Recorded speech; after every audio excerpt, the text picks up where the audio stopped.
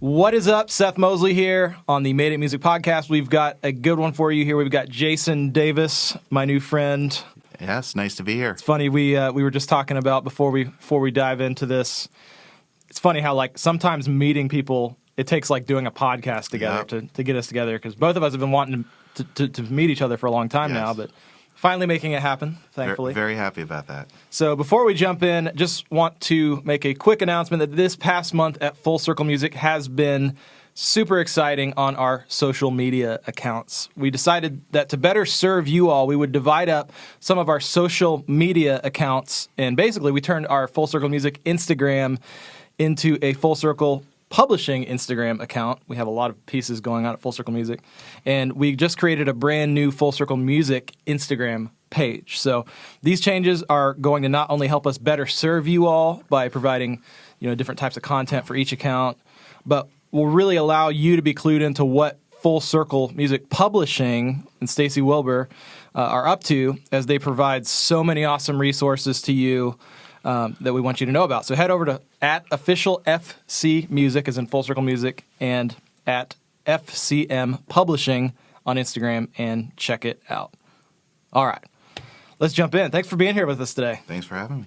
Man, so manager, author, entrepreneur, songwriter,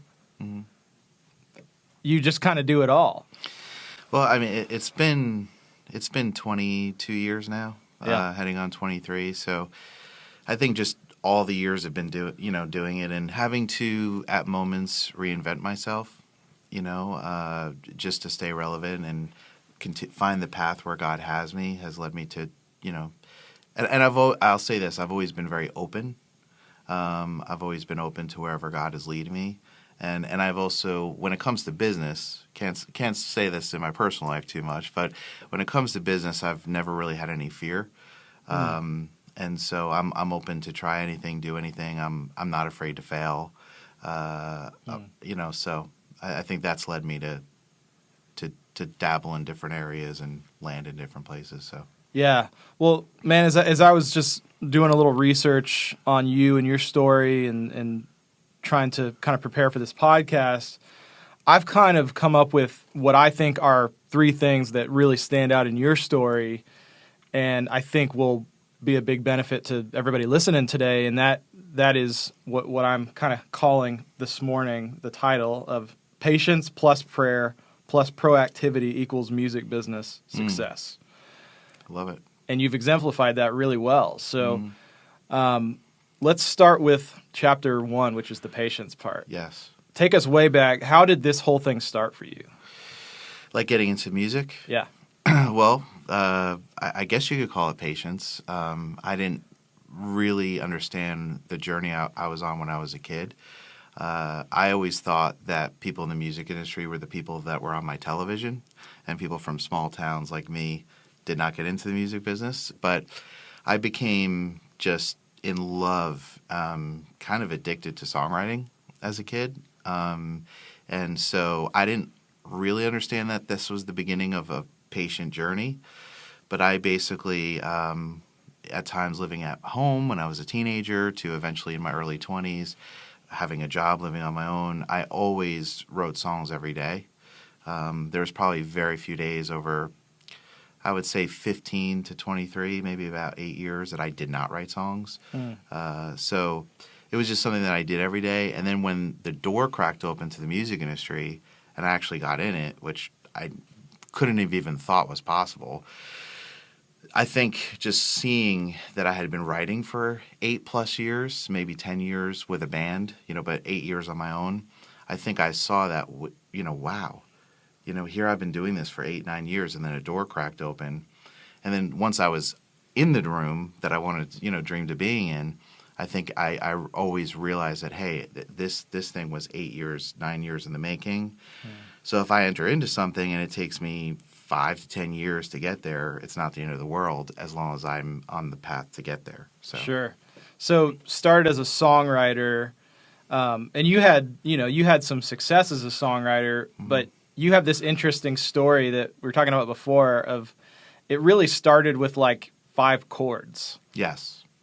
Do you care to share what you had shared with me about that with the audience? Because I think it's a fantastic story. Yeah. So I was first in a band, and I was in a band real young, like 13, 14. Like we had a drummer, guitar player, me. And then when I was 15, I got a acoustic guitar through my cousin. My first cousin was throwing out an acoustic guitar, and I got it. And I took one guitar lesson in my whole life. And in that guitar lesson, the guy taught me how to play Born in the USA by Bruce Springsteen. Nice. And then I had a friend of mine who was a guitar player that taught me how to play a song from Poison called Every Rose Has Its Thorn, which is really simple. And I think it's 5 or 6 chords, the whole song. And I remember sitting in my room at 15, and I was playing Every Rose Has Its Thorn. And I literally had this thought in my bedroom in my parents' house. I thought to myself, if this song could be a number one hit for them, this band that I love, and these are the chords, why can't I take these 5 chords or 6 chords and write my own number one hit song to it? Yeah. And I literally, for the next, I would say 8, 9 years, wrote well over 300 songs. And there was very few songs that I did not use those 5 chords. I mean, I would say I almost never wrote a song that did not have those exact 5 chords in it for the rest of my 8, 9 years. It was working for me. I knew the chord progression. I knew when I went to a G that it inspired me. And I realized, well, if these 5 chords inspire me and I could keep writing, I don't need anything else. And so I basically wrote those 5 chords over 8, 9 years to what I thought in my childhood bedroom to a number one hit song. And that's what cracked the door open to the music industry for me. So That's amazing. So how many did it you mentioned it was over 300 songs? Yeah. Was it like, where was it in that process that you landed that first number one hit? Was that like at the beginning of it? Was that probably like song 349. Okay. So what was it in those first 300-ish songs over those years that kind of kept you going to do it? Well, when I was 12, 13, and 14, from 12 to 14, there was a lot of abuse going on in my household, and there was a lot of stuff going on between my dad and I, and it was very abusive. And thankfully, later on in life, my dad accepted the Lord with me, and we had an amazing relationship towards the end of his life. But it was pretty brutal when I was a teenager, and to be very open, it was daily beatings. And I didn't, when you're a 13 or 12-year-old boy, there's really no one to talk to. If you talk to an adult, your dad might go to jail. If you talk to another kid, you might become an instant loser. Showing weakness in middle school or high school. And so I really felt like there was no one to talk to about it. And when I got that guitar from my cousin, and I had a guitar in my bedroom, it became literally my therapist. It became my girlfriend. It became my best friend. And I mean, I would cry to it. And the every time I would write a song, I was like really wrapping what was going on in my life in mystery. So, if I played a song for you, you couldn't figure out what was happening in my life, but I was still able to communicate it. And it felt safe, and it was very therapeutic. And I think it was the therapy of it and getting to create something. Every time I write a song, I felt like I almost like had a child. Wow. And so it was very therapeutic, and it's what kind of kept me alive during those teenage years. So it just became something that I couldn't stop doing. And I never was doing it thinking I was going to get in the music industry, because I didn't think that was possible. I was just doing it because I loved it so much and couldn't stop. Wow. Man, thanks for sharing that story. That's powerful for sure. I think songs, we're in a crazy time right now with all this COVID stuff, and I think there's a lot of people that are probably, whether they're in a similar situation to that, or even just going through the craziness that is happening in the world right now, where songs are becoming that. They're becoming the life rafts, or becoming the therapy, like you say. Yeah. So, man, thanks for sharing that. Sure. That's awesome. So in that process, were you showing these songs to anybody, or was it really just kind of like you were writing them. That one's done. Let's write another one. Yeah, so I would always revolve around, I would gravitate towards friends in middle school and high school that were musicians, and some of them had little, like, recording setups at home. Like, a couple of friends of mine had 4 tracks, and eventually went to 8-ats, and so I would just, I was a writing machine, and they were loving recording, and none of my friends were writing as much as me, so I think a couple of these friends that had little 4 tracks saw that, wow, he's bringing songs to the table that I'm probably not writing, and so it was kind of there was a good chemistry there where I was bringing the songs and my friend was trying to grow as a producer, and so I would just record, maybe 4, 5, 6 songs a year, like the best ones I'd write, and I would give them out to friends, family, some coworkers who in the beginning when I was writing would laugh at me, and then eventually turned into like, wow, you're pretty good, over the years. But what happened was there was a guy in my area who had a studio in his parents' house, and he had grown it over the years from like the 4-track to like a real recording studio. And I just always recorded with him over the course of 8 years, and I didn't know this, but he used to use my song that eventually landed on a record. He used to use it as his example when people would come into his parents' house to check out his studio. That's awesome. And he would say to people like, "Hey, I could do this for you. $500, I'll record a song for you." And he would show my song as his example. So there was a band in Christian music called Burlap to Kashmir. I love them. And amazing musicians. Yeah, and they had just broken up, and they had come off of a pretty awesome ride. They had broken up, and the keyboard player lived in that area and showed up at this guy's, because everybody kind of knew about this guy, that he had a studio in his parents' house, and it was a nice studio in New Jersey. Yeah. And so he ended up in that studio, and the guy showed him my song as the example of like, hey, I could do this for you. And the keyboard player recognized, like, that's a pretty good song. Sounds like that could work in Christian music. He was trying to shop a solo deal for himself. And he was the one that played my song, which I didn't even know was happening. Oh, wow. To Grant Cunningham at Sparrow. And next thing you know, I was living in upstate New York, and I got this phone call from Grant Cunningham that he had heard a song I wrote.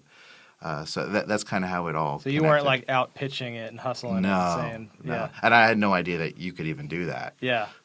That's amazing. Yeah. So that's obviously the songwriter side of you. I love that that's how you got into it, because now when you're working as a manager with any of your other ventures, you can understand that, all this stuff, it starts with a song. Yes. You can have the smartest marketing plan in the world, you can have the best team in the world, but if you don't have the song right on the front end, you got nothing. I was actually saying this to somebody yesterday.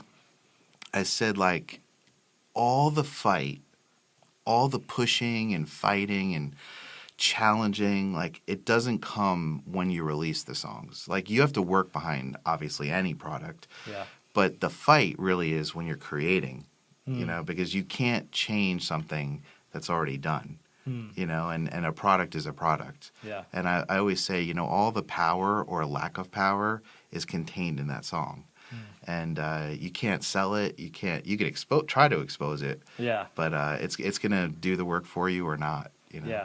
So I get that. I get that it is the start of it. But then the thing that I've and as I'm sure you've discovered is obviously the song has to be right, but then a million other things have to be right too. Yep. So it can't only be the song. Sure. Like, that's a part of it. Sure. So talk a little bit about your journey into, like, okay, from songwriter, what was the net? Was it like you jumped into becoming a manager after that, or like how did you? Well, this is another crazy story. Yeah.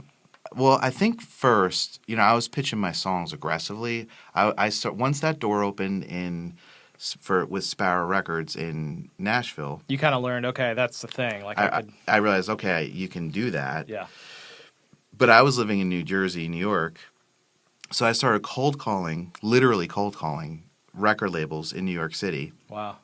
And actually, how I would cold call record labels, I know it sounds probably very funny to you, but no. I didn't know what I was doing.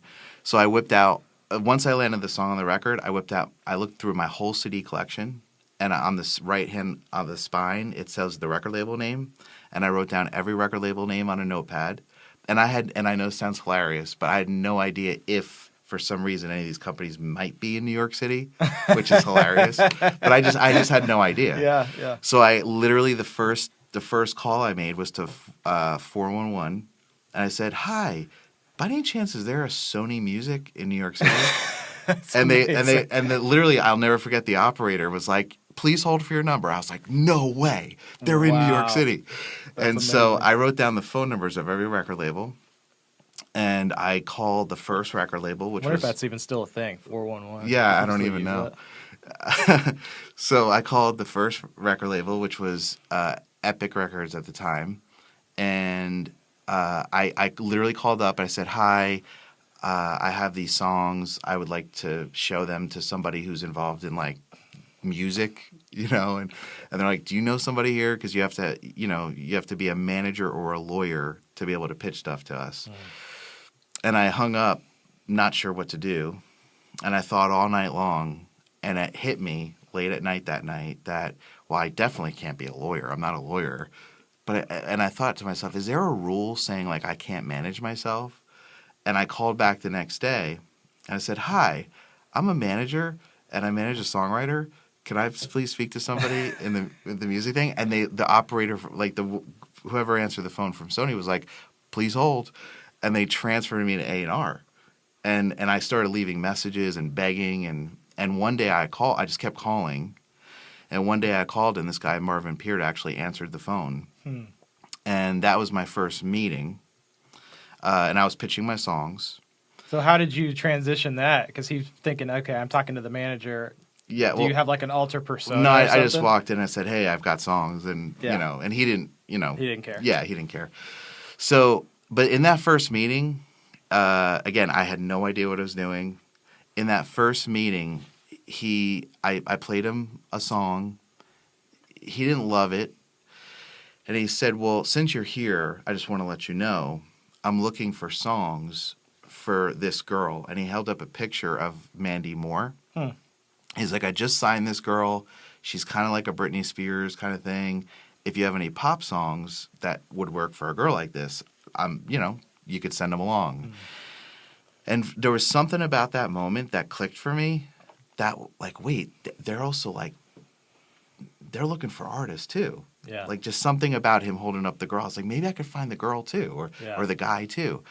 And so I started calling all my musician friends. I was like, if you know any guys or any girls or anybody that sings, like I'm bulldozing my way with persistence into record labels. And I met this girl, Virginia, through a musician friend of mine. And she was 16 years old. And she used to sing at this coffee shop. And I went in and I heard her sing with my musician friend who knew her. And I had no idea what I was doing. But I realized that my songs I was writing were better than hers. And so I met with her in the karaoke coffee shop thing that she was doing. And I said, "Hey, I want to write a song for you and I want to pitch you to labels." She had a really cool voice. And I basically wrote a song for her, which she did not like. And I just begged her to sing it. And then I bulldozed my way back into Marvin's office. And I was just trying to pitch songs. And I thought the artist thing was just like you show people artists and then they sign them or not, but you're not involved in that. You just write songs. Sure. So I walked into Marvin's office. He listened to the one song I wrote with her. And I never pitched an artist before. And he literally, which this is crazy. He literally, this is the first pitch of an artist I ever made. I have no idea what I'm doing. And he looks at me and he goes, "Man," he's like, "I don't like this song at all." And he goes, "Who wrote this song?" And I was like, I did. And he goes, "Okay." He's like, "But I really like the girl's voice." And I showed him a picture of her and he goes, "I might be interested in her though." And I said, "Okay." And then he says to me, for a vice president of A&R, if the management doesn't know what they're doing, like, that's not a good thing. And you're probably not going to go along for that ride if you don't know what you're doing as a manager. So this is really crazy because this is Sony Music in New York City, the vice president of A&R for Epic Records at the time. And he literally says to me, he goes, "So what's your role with her?" And I said, what do you mean role? And he goes, well, what do you want your role to be with her? And I said, I have no idea. What should my role be? And he goes, well, are you her manager? And I said, I don't know. I said, should I be her manager? And I had no idea what a manager even was. And I knew maybe representing her, but that's it. Yeah. And I said, should my role be a manager with her? And he goes, well, do you want to be her manager? I said, I mean, I guess, yeah. And he goes, I think you should be her manager. That's hilarious. That doesn't happen. No. And that's hilarious. And I was like, okay. And I walked out of Sony that day, and I literally hit the streets of New York. As soon as I hit the sidewalk, I was like, I guess I'm a manager. That's so funny. And that was it. And so that's how you became a manager? Yeah, and I just stumbled my way through, learning it. And, obviously not doing it that well for several years, but... Yeah, and that's, the patience comes in there. So during those several years, what were... If you can kind of think back to that, what were some of the big roadblocks or things that you kind of kept butting up against when you were early in your management career? I would say number one was access.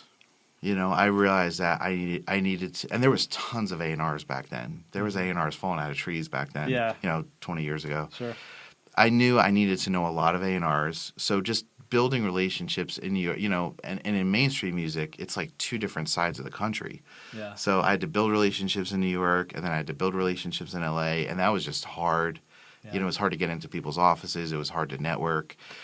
But you just keep going every single day, and you wake up and you do the work, and you keep calling and keep networking and keep pushing, and God keeps open up doors, and then I would say just my lack of experience and not really knowing what I was doing. I would say one big roadblock for me in the beginning was just not understanding the attitude and personality of how I needed to operate with human beings. Like, I grew up in a situation where I kind of would sometimes watch a family member kind of blow up a bridge to get what they wanted. And I kind of learned that as a kid, and I did do that a little bit in the beginning of my music industry career, and I saw how destructive that was to a relationship.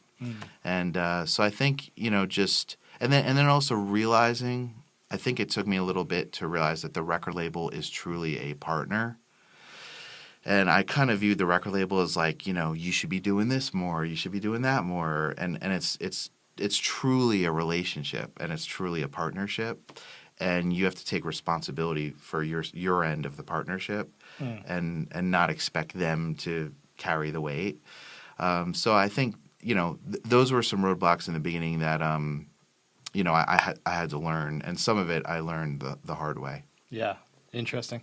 So fast forward, this was what year was this that you would have gotten into management or had that conversation? I would say 2000, 2001. Okay. Yeah. So when did it start to click? When did that patience kind of turn into, you use this, I like this metaphor of sort of planting a seed and watering a seed.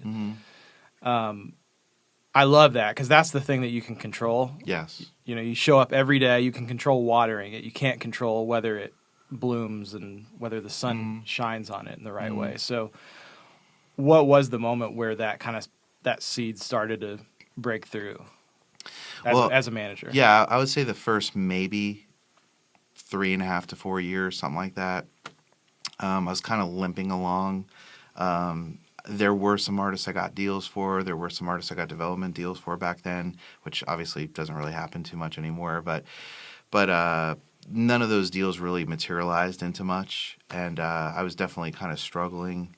And I'll never forget, maybe about a year in, my girlfriend at the time, females are always smarter. My girlfriend at the time said to me, "You know what, Jason? I think one of your problems is you need to be surrounded by better songwriters and producers." And it just hit me like, I knew she was right, and I had no idea how to do that. And I went on this journey of trying to find better songwriters and producers. It was hard at first, and then I just started begging and pleading and begging more record labels to introduce me to songwriters or producers. You know, I would just go into A&R offices and be like, I want to do this so bad, and I want to serve artists, and I want to give people a real chance, and I need songwriters and producers. Can you introduce me to somebody? And it took a lot of begging and a lot of pleading, but eventually I met a producer, and he had done a couple things on records, but he kept talking about this friend of his named Roy Hamilton, who at the time was a very hot producer. He had just done a song by an artist named Joe called Stutter, which was like a 5-week Billboard #1, and he was working with NSYNC at the time, and he kept saying, like, Jay, you're awesome. You got to meet this friend of mine. He really made it. And I'll never forget, he came into the studio one day, and I was like so excited that he came in, and we ended up going out to dinner that night, and I just felt like I'm supposed to pay for dinner. And then he was actually leaving a few days later to go to California, because he had just been hired as a director of A&R for Capitol in L.A., and he was also being hired as a staff producer for Capitol in L.A., and which to me was like pretty big, because I'd not been around producers like that.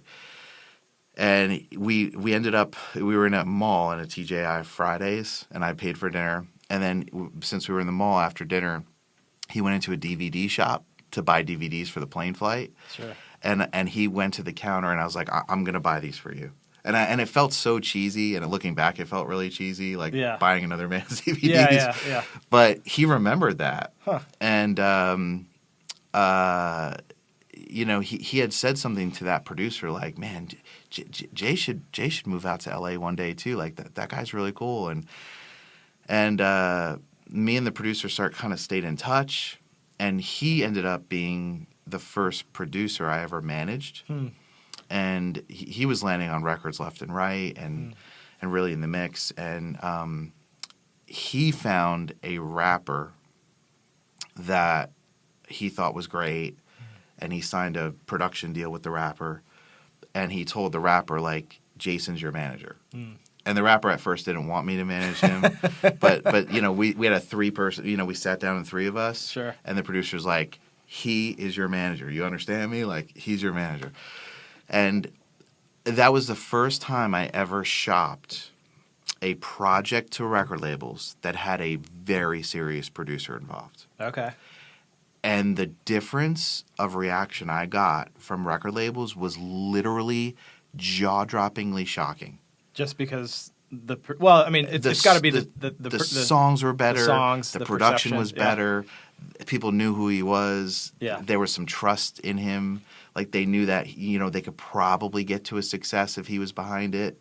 So that was like a missing piece of the wheel. My brains exploded, because I always, even the deals I got, and even the development deals I got, it was always me pushing and begging and pleading and scratching, and this was totally different. I mean, I was walking into record labels, watching A&Rs literally freak out.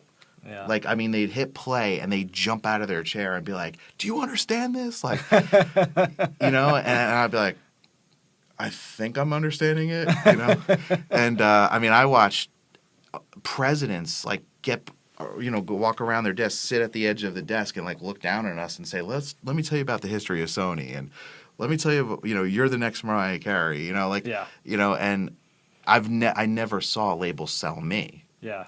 You know, and I realized, wow.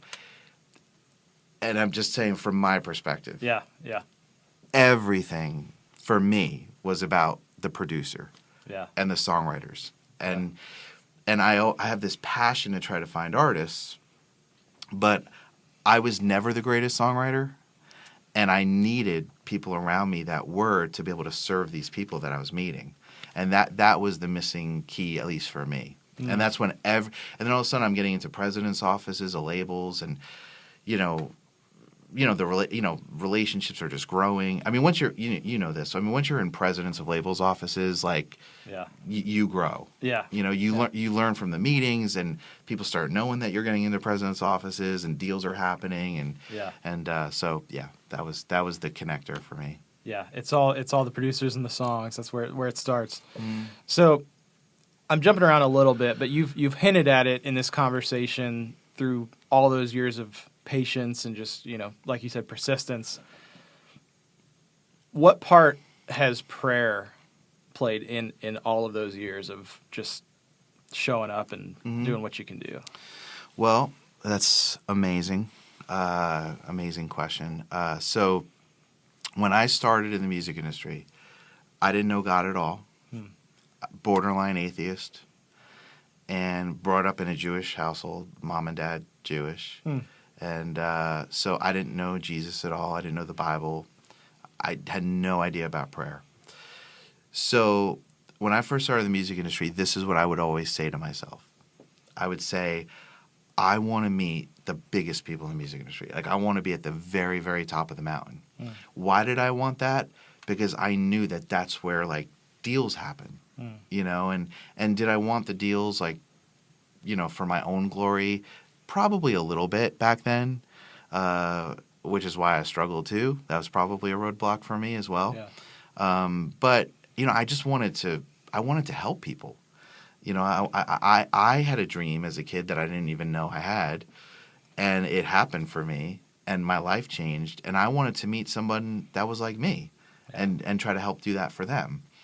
And so when I first started, I always used to say to myself, like, I want to be around the biggest people in the music business. I want to be at the very top of the mountain. I want to be on top of the trees that are on top of the mountain, like, because that's where deals are going to happen. That's where I could help people, and probably back then, sadly, that's where I could get some self-glory. Sure. And it was almost like I was having a conversation with God, but not knowing it. And it was almost like God was like, are you sure that's what you want? And I was like, yes, that's what I want. And it was like God was like, okay, if that's what you want. And over the course of, probably 7 to 10 years, 5 to 10 years, I grew, and climbed this mountain. God allowed me to climb it without me knowing it was him. And I got to the very top of the mountain. I was about 10 years in the music industry, and I woke up one day, and I realized that I was just surrounded by no one, literally no one that had any character. And it was really a hard pill to swallow. Wow. And I'm not saying I was any better than that group back then, but it's just like no one really cared about people besides themselves. I was, I was surrounded by people that would steal things from people, or it was like the Wild West, and it was like nobody really loved people, or knew how to. A lot of dishonesty, a lot of just it was very ugly. Sure. And right at that moment, right in that time period, I got saved, like radically. And I found the Bible, and I found Jesus, and I found myself at nighttime, like, crying my eyes out, telling God I loved him for the first time in my life at 33 years old, which was 13 years ago. Wow.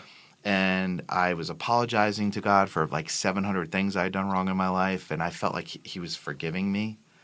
And I just, my heart was changing. And then I met my wife 5 months later. Wow. She loved the Lord. She brought me to church for the first time. I started learning better, learning more, and I started learning about prayer.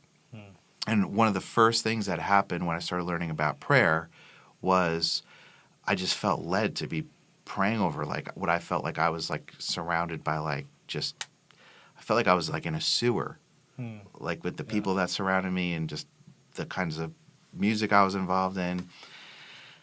And I started praying to God, and we used to say this in a room by myself when I first learned. And actually, it was somebody that I knew's mom once walked up to me and said, right after I got saved, shortly after, 6 months in, she walks up to me. She was a little mom woman, and she looked at me and she pointed at me, and she goes, "Jason, when you pray to God, do you pray boldly?"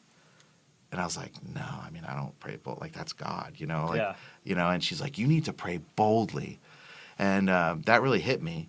And the first bold prayer I ever prayed, and I prayed it a lot, was, Lord, you are God.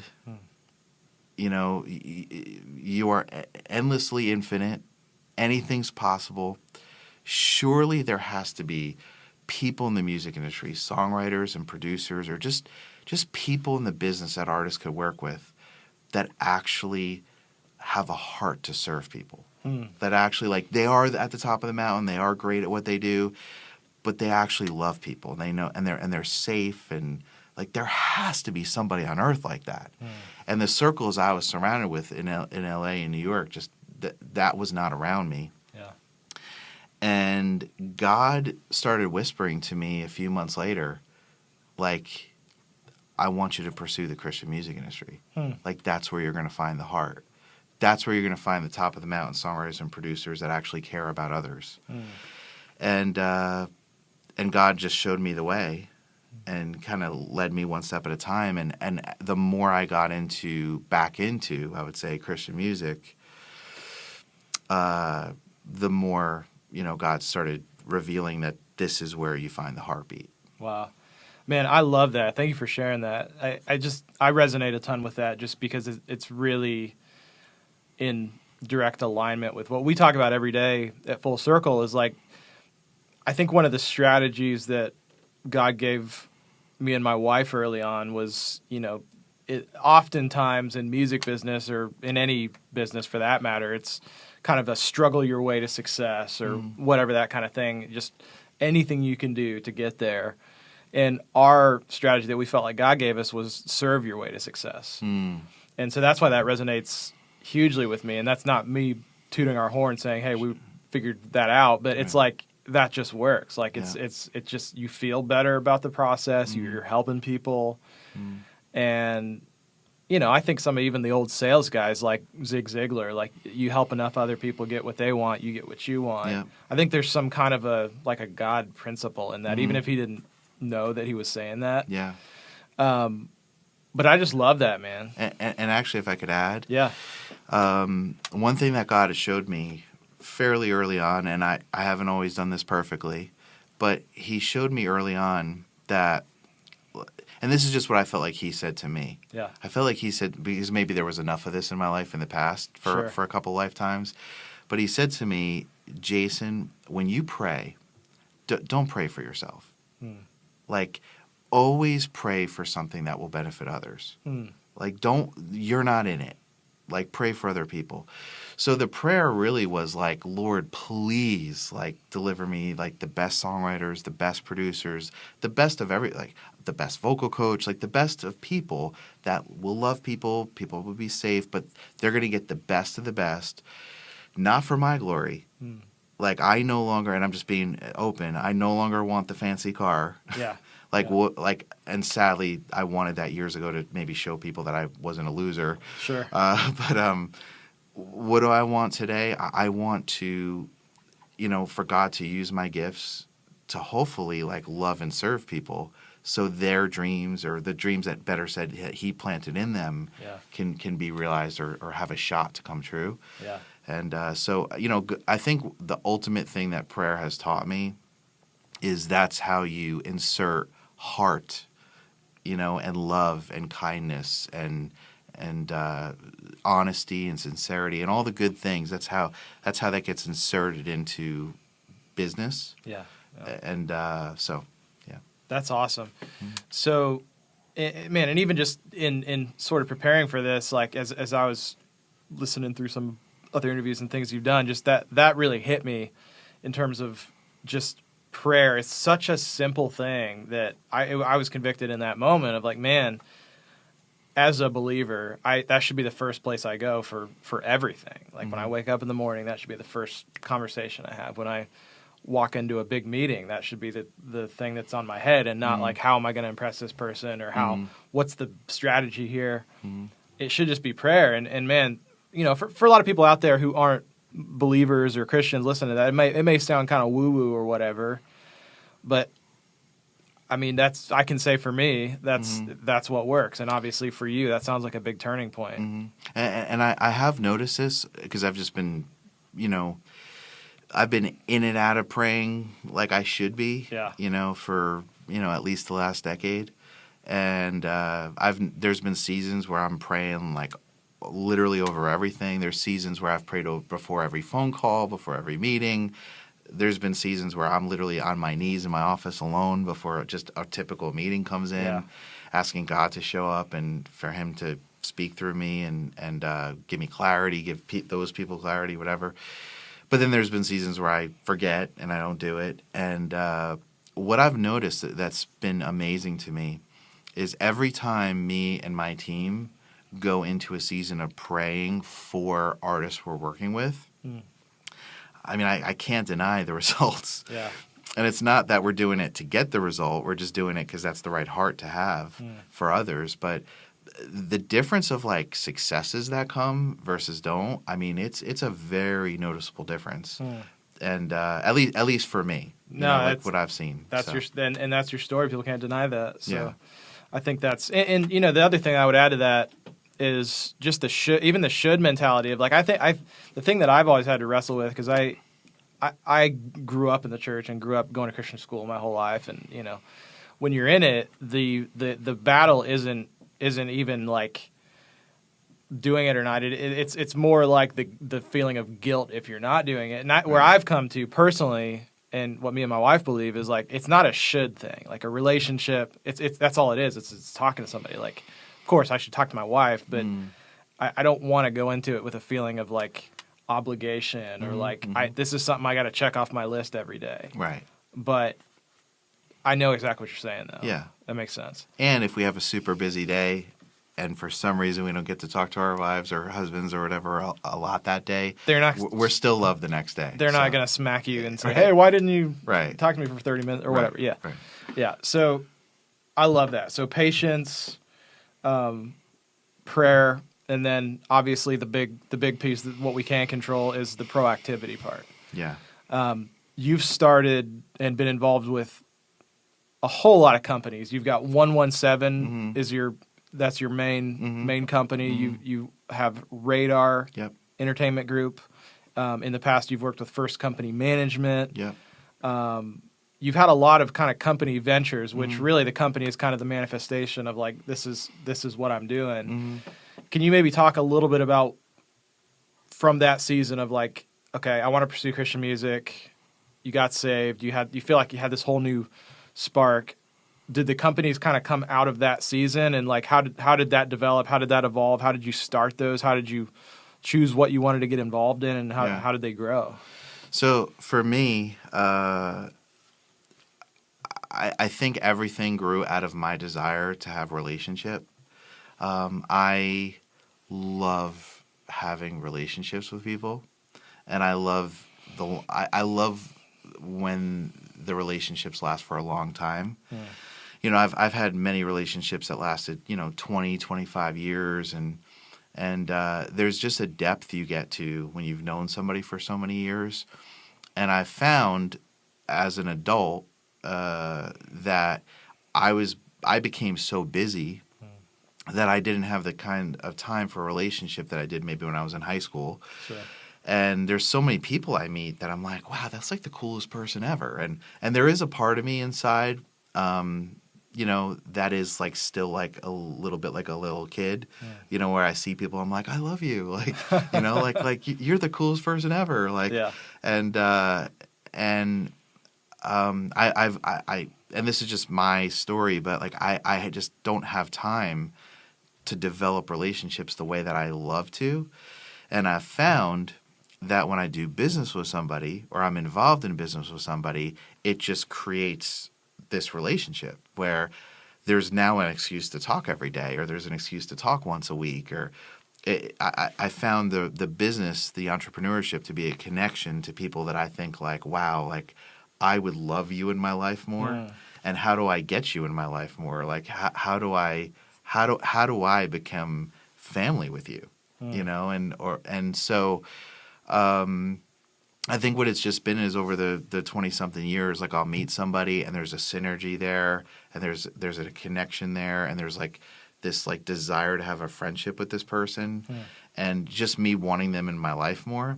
And my brain always goes to a place like, how could I work with this person? Like, how could I do something with this person so I could like talk to them more, or get them in my life more because, I love people and I love,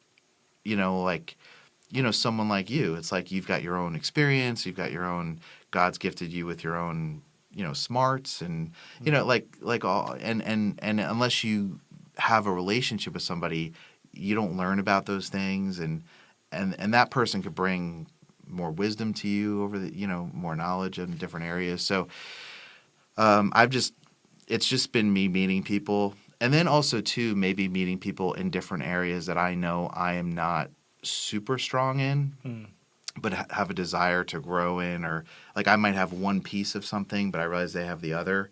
And if without that piece, I'm not going to succeed in what I'm feeling like desired to try. And so it's just been that's kind of how, and everything I do, for the most part, is because I love relationships so much.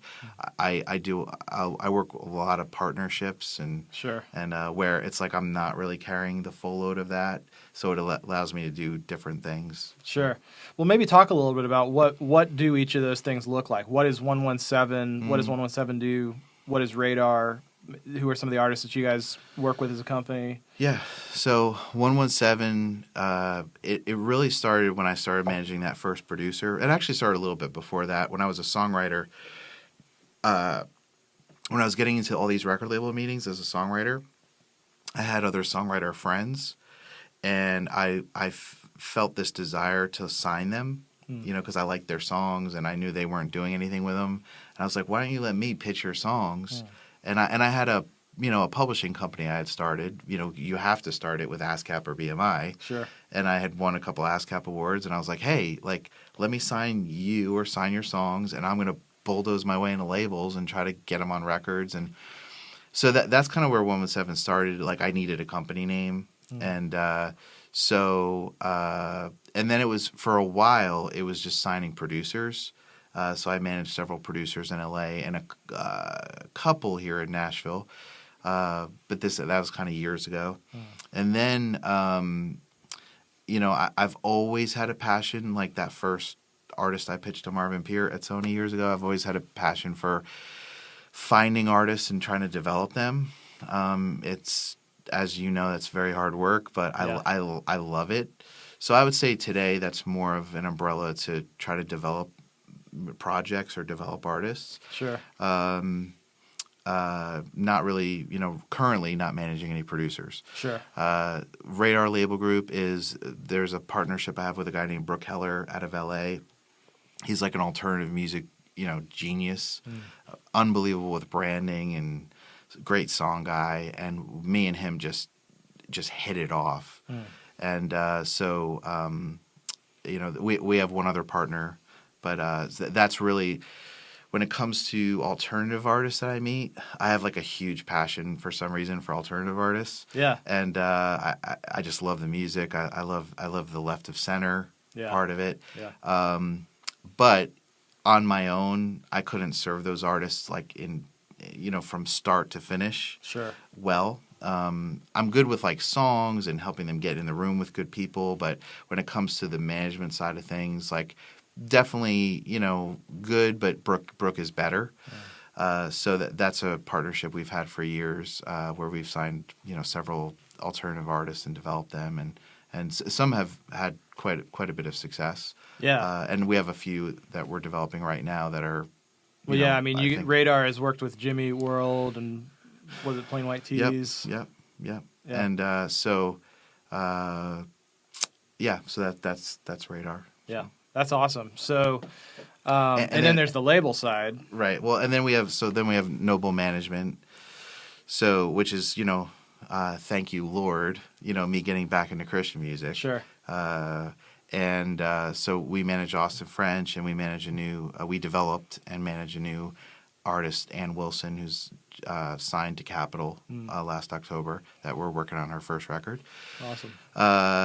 We have a trio that we're developing right now that I feel really good about. That's starting to get some label interest, and then the label thing is really.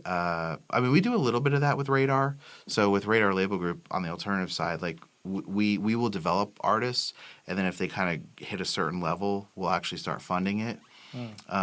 So we have 2 artists signed right now that we're fully, funding everything and trying to grow it, even radio promotion and stuff like that for alternative radio. And then on the Christian music side, it was really Awaken Records is literally just, in the beginning when I was shopping Austin French for a record deal, like we were coming up blanks. Sure. And it wasn't easy, and we realized, okay, if we're not going to get a deal, we have to do this ourselves. And so, we just have 2 investors that came along and funded his first record. And then on that path of making that record, that's when we partnered with Fairtrade. We were prepared to go all the way and fail miserably ourselves. Sure. but thankfully, Fairtrade partnered with us and really hit the radio piece the right way. That's awesome. without us struggling through that. But we were ready to go all the way with him. And then, we'll see what happens with this trio. But those same investors are like, hey, if you hit any roadblocks with them, like, we're in. So, it's a baby seed of a label, but we're really just funding, a record. Sure. That's really it. So yeah, and for a lot of people out there who maybe don't realize what all a label does and why an artist would need a label, I think your story with Austin really hits the nail on the head that labels aren't generally signing artists who are at square one. Right. They have to have something going, and obviously that starts with the music. Music's got to be good. The voice's got to be spectacular. But then there's got to be something going on top of that. Like is the artist already out there touring? Yeah. Maybe not nowadays in COVID thing, but are they releasing music? Are they getting traction on the playlist? Are they starting to get a little bit of radio play here and there? And then that's really when you need a label, is for a format like Christian music or alternative or country, which is very still radio driven, despite what a lot of people think. It's still very radio driven. That's when you need the label. Yes. Yeah. So I think it's smart how you guys have been going about that. Yeah. So can you talk about obviously Austin French? I love what's going on with him and having a lot of success in the past couple of years. Have some really good songs. Love the Born Again radio single. Yeah. It's awesome. Can you talk a little bit about maybe some of the lessons learned in artist development recently? Because this is, and I'm kind of rambling a little bit, but if you'll allow me to. Sure. This is one of the great things I love about our podcast is since we started it even 4 or 5 years ago, the music business has changed so much. Right. And probably since we did, this is interview, I don't know, a 170 or something like that. Since we did interview 10, things are completely different. So this is where I love to get to ask these questions. But when you're thinking about artist development, what are some of the things, like when that person sent you Austin French from the Rising Star show? Yep. What, obviously the voice has got to be great, but what else? Like, what are you looking for in art, like in an artist, when you want to invest or bring other investors alongside? Yeah. So I think the first part of it is, obviously the potential, the seed of potential has to be there. I think the first part of it is I usually catch some sort of vision for an artist, like some sort of general direction, whether it's a musical direction or it's probably more in the beginning a genre direction. So when I first saw Austin on television, on the Rising Star show, the second my eyes laid on him on TV, I heard the Holy Spirit say to me, he's a Christian singer. And I didn't even know he was a Christian. And he wasn't doing Christian music on the show? No. And I saw his entire career happen in a split second. and Wow. I knew he was going to make it in Christian music.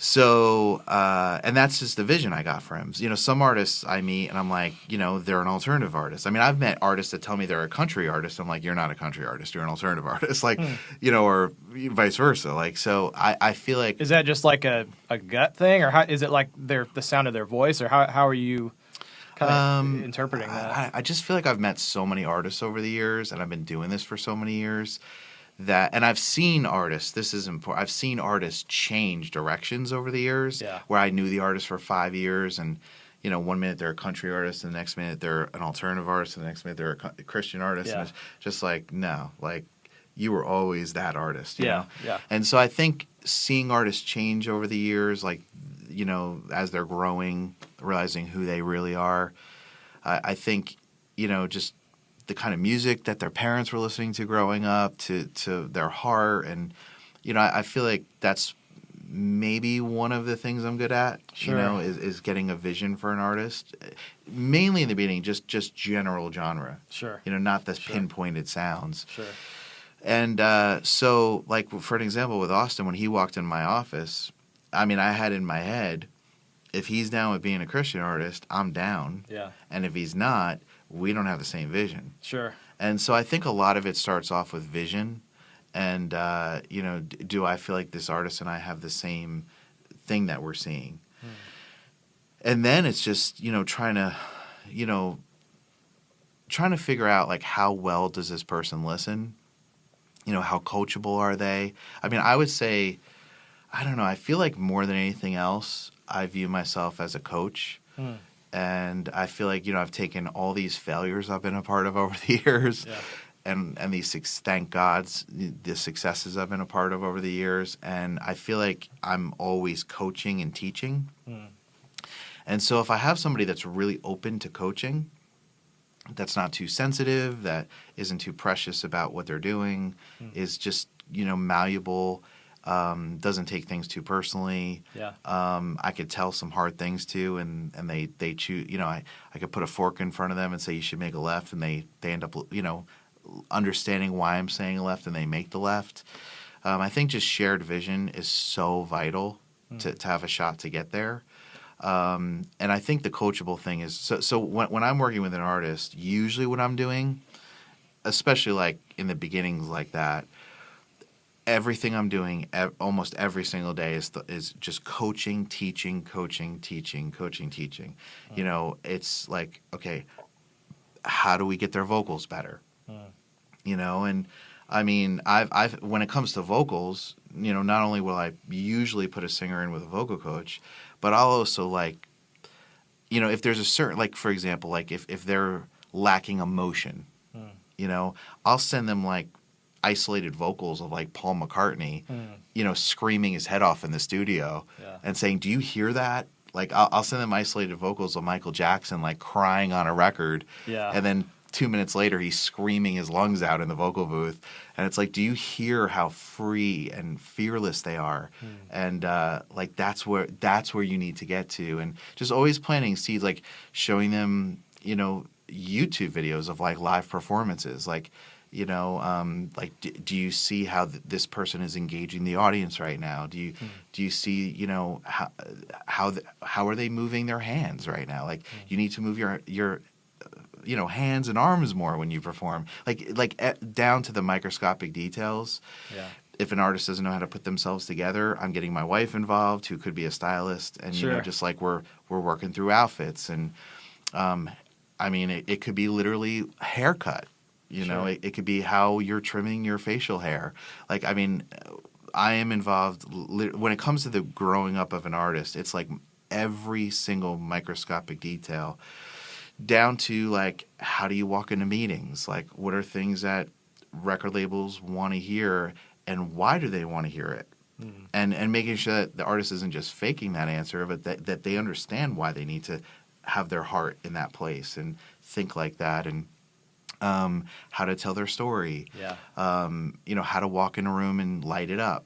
You know, just all those different things. You know, so I mean, I'm always searching. My brain is searching at all times, like looking for any ounce of lack of education that the artist has, lack of knowledge. I mean, I have artists like this trio that I'm developing right now. I mean, I have them watching music documentaries. I have them, you know, and I'm like, do you see where the artist made a mistake there? You know, like, and, you know, so, I mean, I have this group all watching documentaries every week and reporting to me what they got out of it. Yeah. Just so when they walk into the music industry and they walk into labels, they have this kind of history and they understand, like, you know, just the business and why things work, why they don't work. And I also do a lot of coaching on just making sure the artist understands the actual real deal industry. Like, you know, like when I'm like when an artist gets signed to a deal, you know, do they really understand how radio works? Do they really understand what radio looks like, the odds of it all? You know, how good their first song is going to have to be.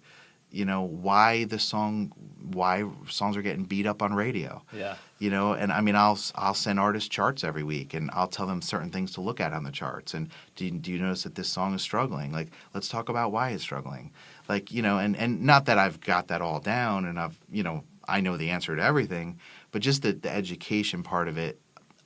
I've learned that a highly educated artist who is smart and open and coachable and listens well, you know, if they've got the seed of potential and the seed of talent, you could grow that over a couple of years.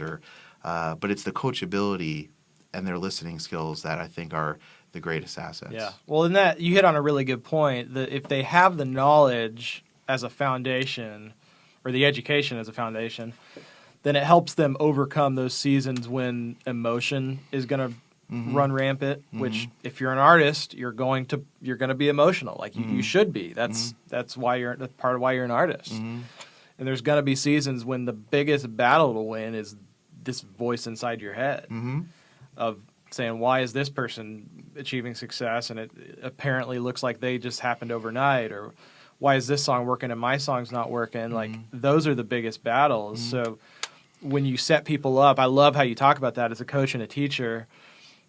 You're just preparing them for that.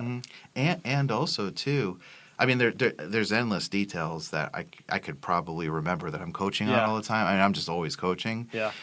But even, like, understanding that, hey, you know, if you get into a room with a songwriter, you know, like someone like you or what, like, you're not going to get into that room 20 times. Yeah. Like, at the best, you're going to get in that room 10 times. Yeah. You know? I mean, maybe 5. Right, but You're really good. But at best, yeah, you know, like never more than that. Yeah. You know, sometimes you're gonna get in the room 2 or 3 times. Yeah. So like, I also work with artists too on like, you know, like one thing I do with artists is the second I start working with them, I have them start sending me every 2 weeks mandatory, and I mark it off on my calendar, and they tell them to mark it, and I'll remind them if I don't get it. Mandatory every 2 weeks, they have to send me a song title list. They have to send me a song concepts list, and they have to be digging for song ideas and title ideas and concepts every single week. And I'll sometimes have an artist do that for months and months and months before I allow them in a writing room. Yeah. Because I know that, you know, they have to walk in with a seed They're doing the that work. raises the level. It's like I always talk about how Tom Brady makes people around him better football players. Yeah. Your job as an artist is to walk in the room and raise the level of the room, raise the inspiration of the room. Yeah. Walk in with a song title that you sit there and say, wow, man, like, that's a great title. Yeah. You know, like, if you can't do that, it doesn't mean you can't have a career, but it sure helps. Yeah. And so, you know, and then, you know, when somebody asks you, what's it like to work with that artist? You're like, well, they're kind of a real deal thing. Like, they had a great voice, they had great song ideas. And then you're more likely to, like, go back in a room with them. Right. You know, exactly. so it's coaching on so many different, you know, angles. So. I love that. That's so good. Mm-hmm. Well, before we jump into our lightning round, just because you hit on it briefly, I'm always interested. What are the most recommended music documentaries that you have people that you work with watch? Well, and I always go kind of on kicks that I'm on. Yeah. So I would say right now I am madly in love with the new Garth Brooks documentary on Netflix, The Road I'm On. Yeah. To me, that should be a mandatory watch for any artist that's trying to get into the music industry. Episode 1, it's 2 episodes. Episode 1 tells you all you need to know, and it kind of explains his road to getting a record deal. And I tell everybody, like, that road to him getting a record, like, I tell everybody, this is the #1 best-selling artist in music history. Yeah. And he was walking into labels with what would become his first #1 hit. Yeah. And nobody saw it. Yeah. But what did he do? He kept going. And that's why he got a deal. Yeah. And so, and I tell people that that's not some wow story. Yeah. That's not like, wow, I can't believe he did that. That is the music industry. Like, and One Republic a couple years ago had a documentary that's on Netflix. I haven't seen that one yet. That is fantastic. It shows that they had apologized. Yeah. They got dropped from a label. The label didn't recognize it.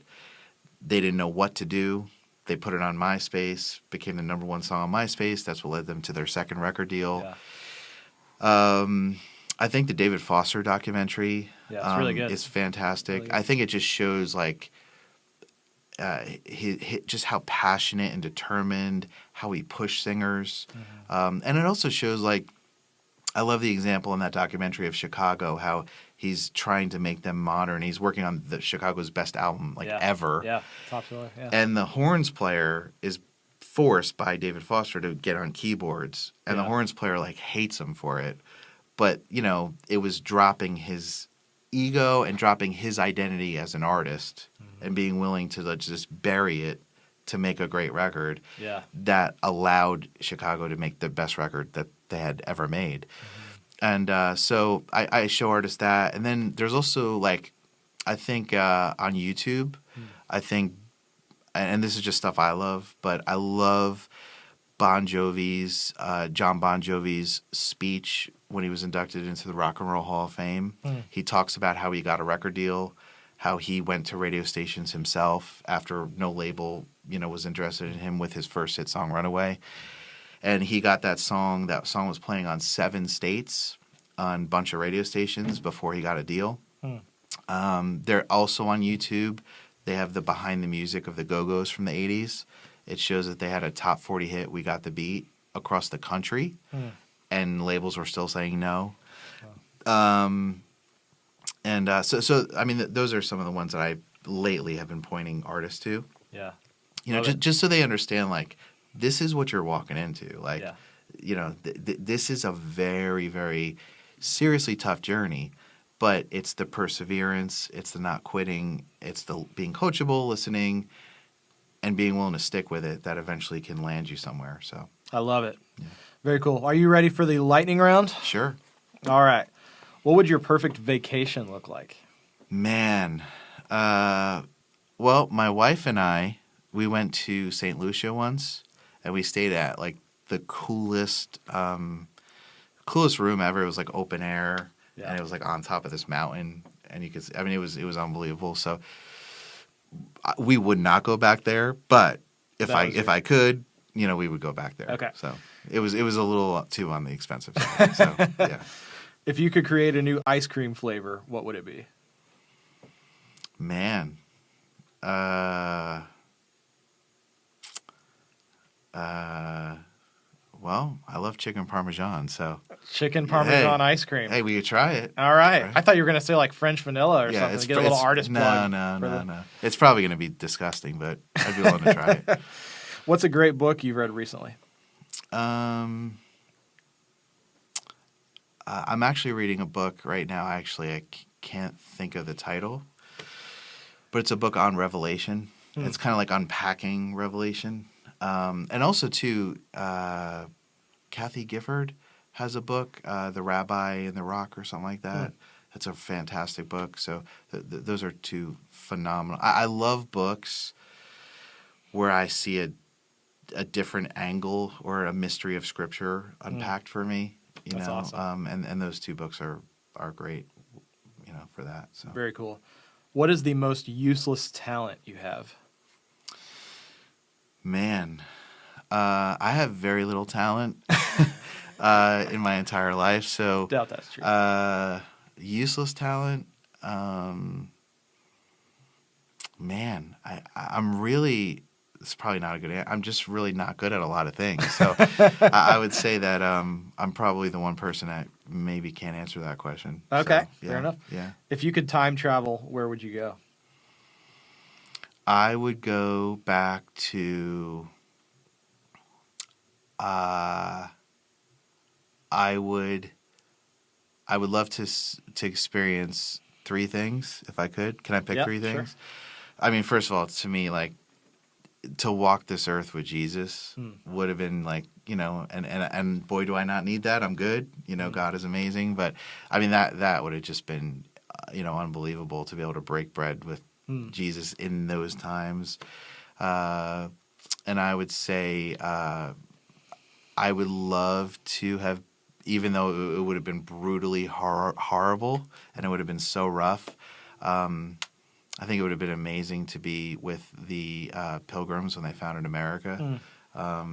Just, witnessing them on that boat and a lot of them dying, the first winter as they were founded, and then, I don't know, I'm just like, I love the Declaration of Independence and the Constitution. So just to be around, like, I always think about, not always, but throughout my life, I've thought a lot about like Benjamin Franklin and like what it must have been like to be with those kinds of guys that literally like, George Washington, like that. Yeah, the founders fought, for literally were willing to die for freedom. Yeah.